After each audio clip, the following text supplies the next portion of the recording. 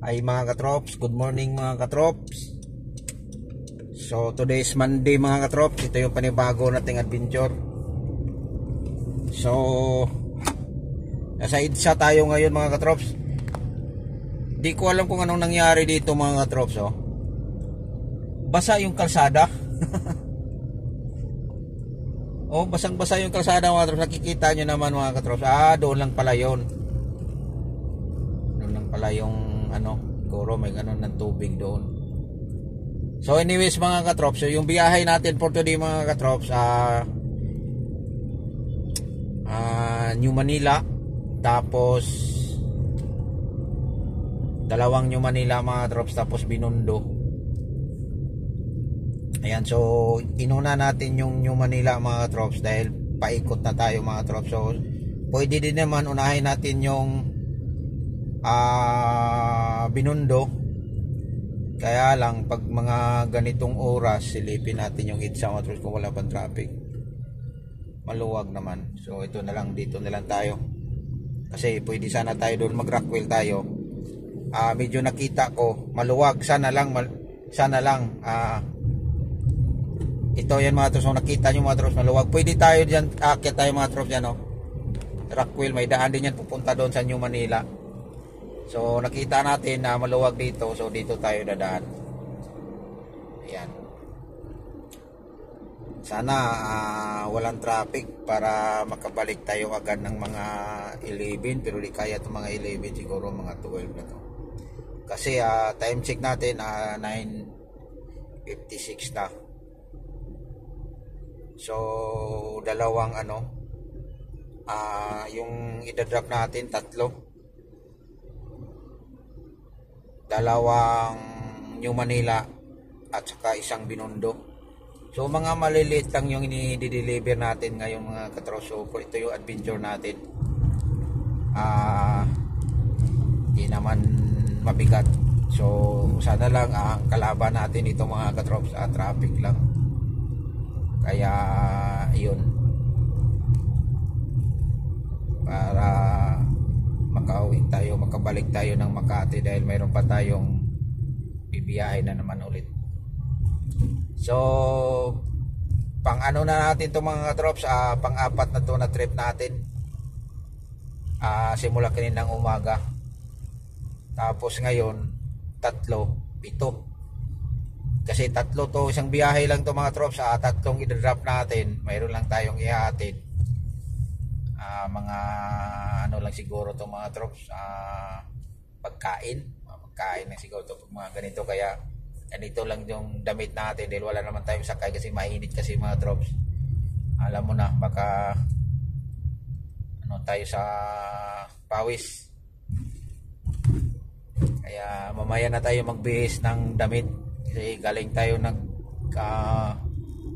naghugas tayo ng sasakyan kanina.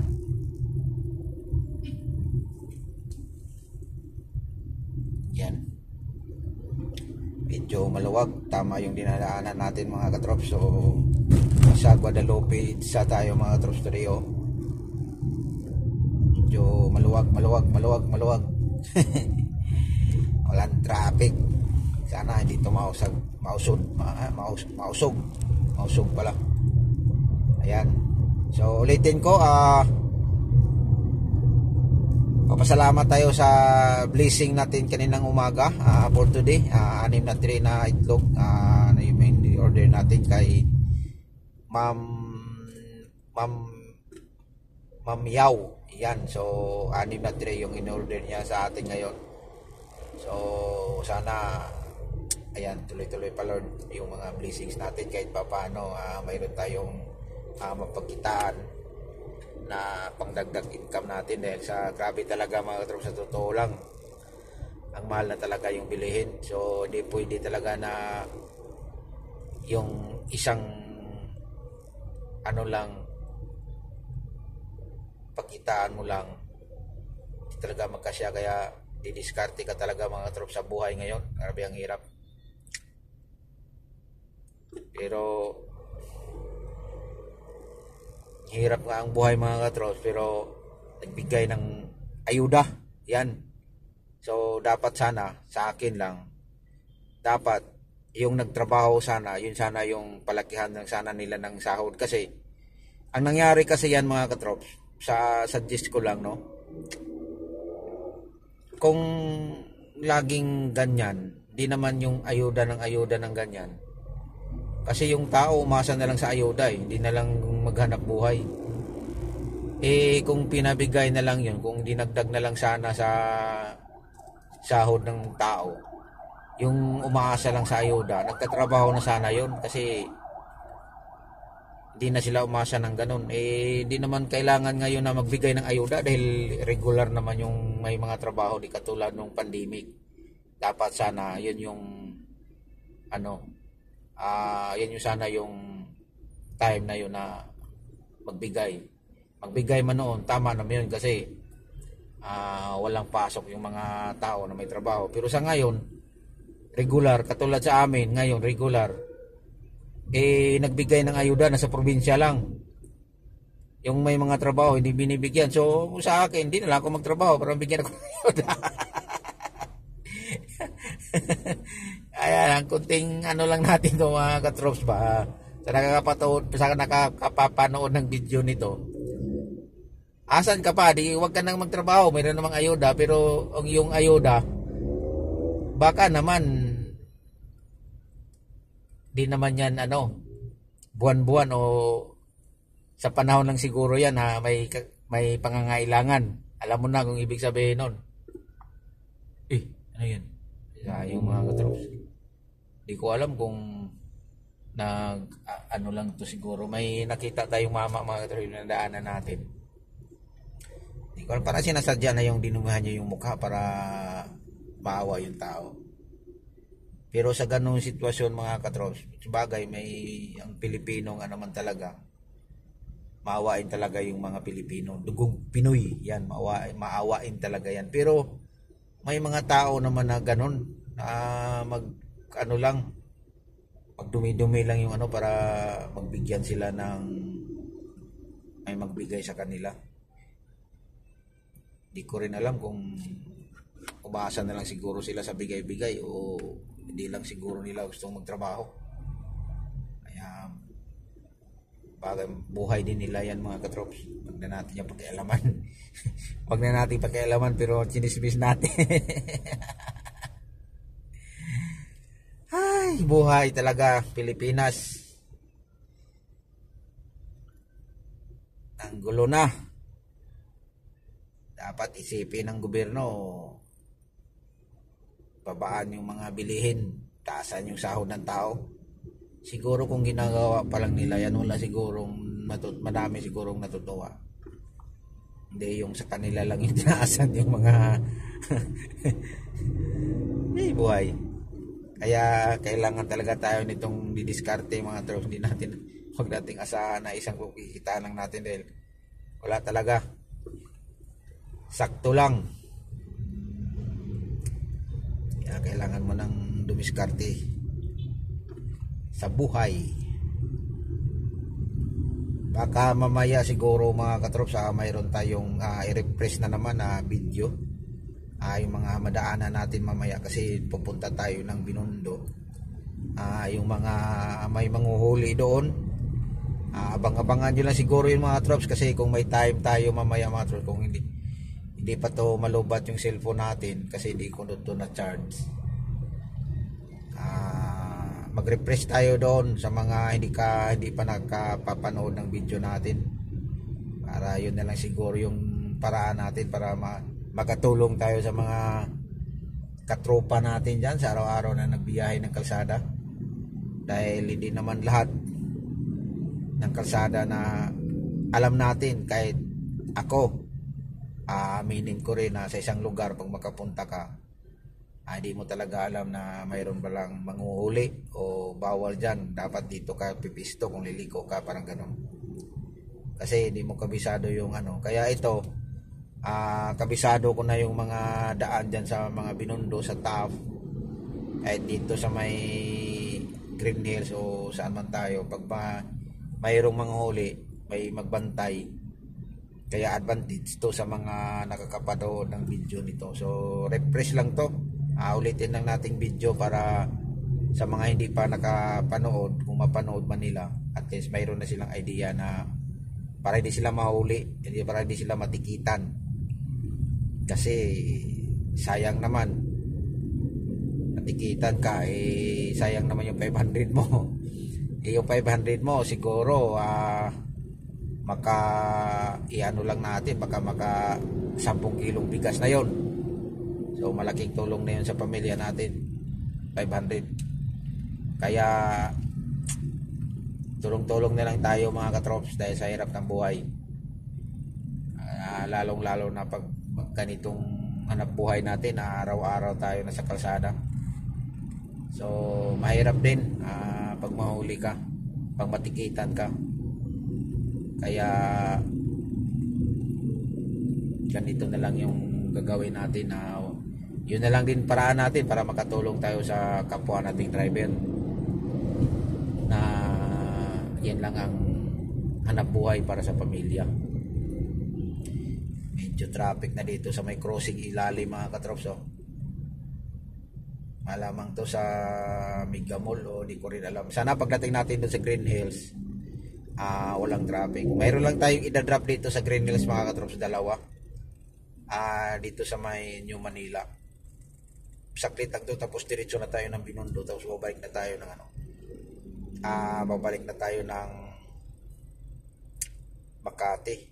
Yan, stop tayo mga katrops, nasa Lasal na tayo, Green Hills. Yan, may cone pa sa gitna mga katrops. Hindi mo na tinanggal.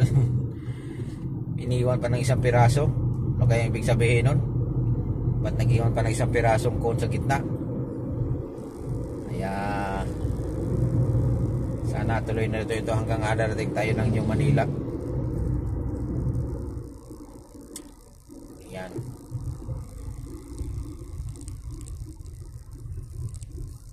Dito mga katrops, sa area dito sa may Green Hills, San Juan, yan, yung mga bilihan ng mga cellphone. So sa mga hindi ka pa kaalam, siguro marami naman siguro nga may alam na dito sa may Green Hills. So dito mga katrops, pagtawid natin yan ng stoplight. Yan mga katrops. So dito mga katrops, mayroong manghuli dito mga katrops. Pag may magbantay mga katrops, kailangan wag kang pipisto, kasi pag gumanon ka mga katrops, yung jeep hindi na may huluin nila. Yan, pag dito ka na napisto, huliin ka doon, kailangan doon ka na sa pinakagilid, kasi dyan yung babaan talaga dyan. Tapos pag may nagbantay doon mga trops, sigurado na yon, huhuliin ka nila, lalo na sa katulad nito mga private na sasakyan. Kaya pag mayroon lang na magbantay. Pero pag wala, pwede naman kasi wala nagbantay. Minsan dyan mga katrops, may manghuli talaga dyan. At saka dito din, kailangan mga katrops, pag dito din, kung liliko kayo doon sa sunod nito na stoplight, dapat doon ka pa, pipisto ka na, doon ka pa, dyan ka na sa pinakagilid, yung Innova na yan, yung kulay gray, doon ka na sa pinakagilid dyan. Kasi pag dito ka na sa pisto nito, tapos stoplight, yung nakita nyo yung hindi pala makita. Yan yung no left turn yan mga katrops, no right turn. So hindi pwede yan mga katrops, huhuliin ka. Dapat doon ka na sa pinakagilid, yung tinuro ko sa inyo kanina, na yung hindi pa tayo nakatawid ng stoplight. Dapat doon ka dumaan kung magra-right ka dan sa sunod na stoplight. Pag pumasok ka dyan mga katrops, huhuliin ka. So dito naman mga katrops, kunyari liliko ka dyan, di galing ka dito, pag lumiko ka katulad ng ganyan mga katrops, may nagbantay yan. So dapat doon ka na sa pinakagilid. Yan, may yung nakakulay blue sa may poste. Yan yan, huliin kayo mga katrops, dahil lang doon swerving ng inaano mo doon mga katrops. Dapat doon ka na sa pinakagilid. Yan, so may dalawang na tayo, tawag nila na ito, refresh na may manghuli. Tapos dito naman pangatlo, dito naman sa sunod na stoplight, dito sa may Roosevelt stoplight pa to, sa may bandang Xavier na tinawag pangalan dito mga trops. Ayan, Roosevelt. Ayan, So pag dito mga katrops, dahil may arrow din yan na pula, sabay yan mag-go pero matagal mag-stop yung padiretso yan. Dito mga katrops, may mga huli din dito kaya kunting ingat-ingat lang. Pero bihira lang naman yan may magbantay, pero mas maganda talagang mag-alert ka na lang kasi mahirap na. Pero yun nga, pwede ka namang dumiritso yung kung dito ka sa may pass line sa kabila. Yan yung ikita nyo yung L3 na yan. Yung dito ka sa left side. Pwede ka naman doon sana doon sa may stoplight na dumiritso. Pero kung may magbantay doon, ay yari ka. Kasi hindi ko alam. Kasi sabay naman sana nga yung mag-go. Kaya nga lang yung isang go paliko. Pasok yun ng ika. Yan sa may Xavier. Ayan mga trops, oh. Yan, oh. Hindi pala natin makita. Hinuli siya mga trops, oh. Nilapitan, oh. Hindi makita mga trops na natakpan. Nako. Kilala siguro yun mga trops. Papakita ko sa inyo mga trops. Ayan. Yan sa gilid mga trops. Ayan yung nakakulay pula. Ayan. Nakakulay pula na naglakad sa gilid na ito yan mga trops, oh. Ayan, nilapitan yun mga katrops. Ayan, may natikitan pa sa kabila. Nako. Tama-tama talaga tong video natin. Grabe. Ayan mga katrops, oh. Ito may nahuli na mga katrops, oh, sa kabila. Ayan. Yan yung tao kaninang lumapit sa mga katrops, oh. Pwede pa naman sana yun. Yung nakakulay-pula yun po yung isa. Yan. May sila nagbantay. Ayan pa yung dalawa mga trops, oh, pula at saka blue. Ay, yung mga doon naman mga trops, yung nagbantay ng kulay pula, pag pinakagilid ka, pag dumiritsa ka, huliin ka nila mga trops, kasi ang ano nila doon mga katrops, papasok ka ng village. Iwan ko ba kung bakit ganun, sabay naman sanang mag-go, hindi ka naman makakos ng traffic. Wala namang, yung iba wala namang arrow o ano, bawal dumiritso, parang ganun. Hindi ko na maintindihan yung ano nila mga trops, pero pag nasa pangatuwiran ka, paglaban mo na lang, bahala ka na kung ano sasabihin mo sa kanila. Basta yung video nito mga trops, para talaga to sa inyo, para alam nyo na iwas lang tayo sa mga abala, sa mga dahilan o ano man yung mga ano din nila, para at least advantage to sa mga kapanood ng video nito. So hanggang dito na lang yung video natin mga trops, dahil medyo mahaba-haba na yung video natin.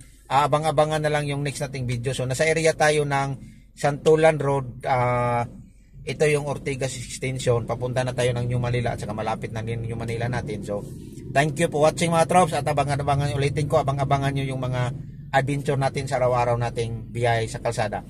Ingat na lang po tayo lagi, and God bless ating lahat. Ulitin ko, maraming salamat sa nakakapanood ng video nito, and God bless sa atin.